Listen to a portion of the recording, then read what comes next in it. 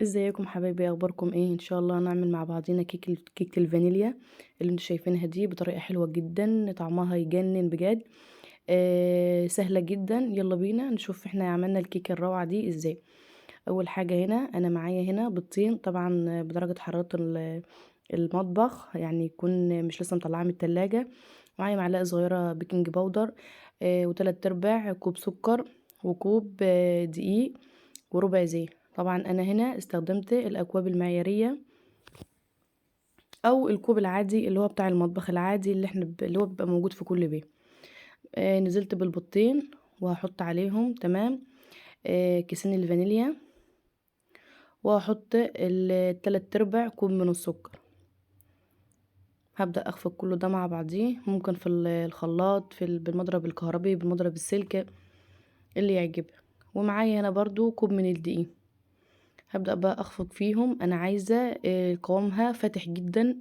كل ما بتبقى الكيكة فاتحة معاكي بتاخدي منها بتاخدي قوام حلو قوي، وبتبقى فاتحة معاكي. على فكرة هي باينة عندي صفرة، بس الإضاءة عندي ان هي مش حلوة، فعشان كده لون الكيك مش ظاهر قوي.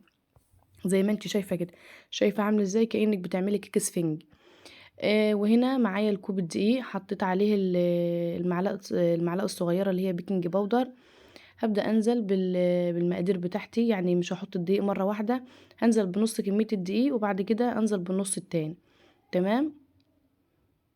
هبدأ بقى اقلب كده. طبعا انا هحس ان القوام تقيل معايا لان انا لسه ما ضفتش اللبن. اللبن انا حطيته على النار علشان يسخن، يعني انا عايزاه كده بيبقى داخل على غليان. هبدأ بقى اخلط باقي الدقيق، وابدأ احرك كده بالراحة. وهنا هضيف معلقتين من الزبدة، ممكن تحطيهم مع اللبن. صلى على النبي صلى الله عليه وسلم، ولو ما اشتركش في القناة يشترك لي فيها فضلا منكم وليس امرا. ولو عجبك الفيديو متنسيش بقى بتعليق حلو منك كده. حطيت نص كوب من اللي انت شفتيه ده. طبعا هو البيض مش هيستوي ولا اي حاجة، بس انا بسرعة اول ما ننزل اللبن ابدأ بقى اضرب الخليط زي ما انت شايفاه كده. تمام. صلى على النبي صلى الله عليه وسلم. طبعا اول ما بنحط اللبن بتلاقي طبعا الاول كان قوامها تقيل جدا، بتلاقي طبعا ان اللي اللبن نزلنا عليه اللبن كان سخن، نزل طبعا عمل في المكونات سيحها خالص. وشايف زي ما انت شايفاه هو قوام الكيك ده حلو زي ما انت شايفاه كده بيبقى قوامه كده. انا معايا قالب هنا مقاس 22، ومعايا مقاس وقالب مقاس 20. عندي القالب ده وعندي القالب ده، فانتي لو عندك ده استخدميه ولو عندك ده استخدميه، بس واحد عندي في الطول اطول، واحد زي ما انت شايفاه كده، فانا هستخدم اللي هو البايركس ده، وهعين القالب اللي هو التيفال الكبير ده. تمام. وانت لو عايزه برضو تستخدمي فيه براحتك، يعني ده او ده المتوفر عندك اعملي فيه. حطيت هنا ورقه زبده ودهنت دهنه كده من الزبده، وهبدا انزل بقى بالخليط. طبعا انا مسخنه الفرن من قبليها. هظبط الفرن على درجة حرارة 170، هتاخد من 40 ل45 دقيقة. مفتحش الفرن الا بعد ما يمر 35 دقيقة علشان الكيك معايا ما يهبطش. تمام. بحطه بقى على الشبكة في الرف الوسطاني. وان شاء الله بجد هتجربوا الكيك ده من احلى والذ فعلا الكيكات يا جماعه. انا بعملها بخله هنا علشان كلها تقب ما تقبش من مكان ومكان. في ناس إن بتقول ان الكيكه بتبقى مقبه من مكان ومكان، لا، الخله هنا بيخليها لي مظبوطه. هبدا بقى ادخل الكيك بتاعي، وكده الكيك بتاعي كان استوى. شايفين؟ بجد يا جماعه مش قادره اقول لكم هو عامل ازاي، بجد بجد روعه. هبدا بقى اجيب حاجه هنا واقلب الكيك عليها.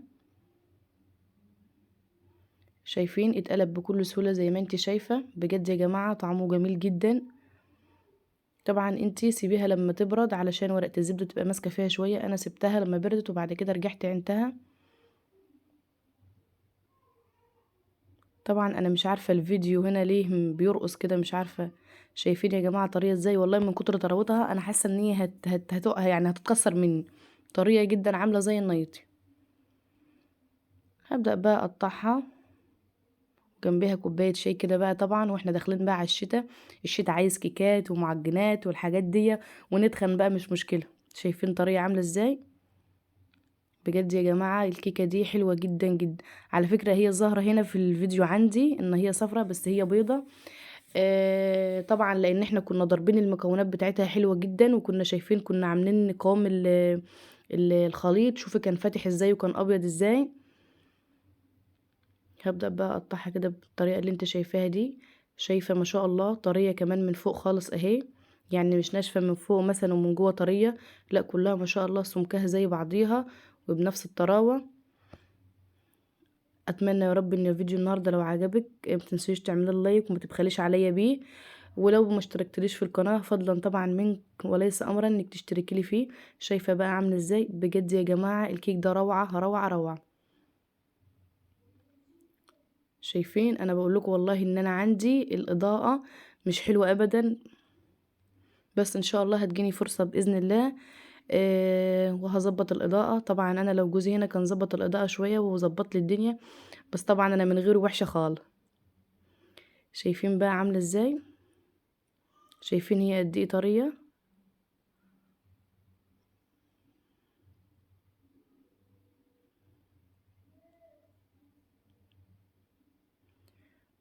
اتمنى يا رب ان يكون الفيديو النهارده عجبكم. دمتم بخير والسلام عليكم ورحمه الله وبركاته.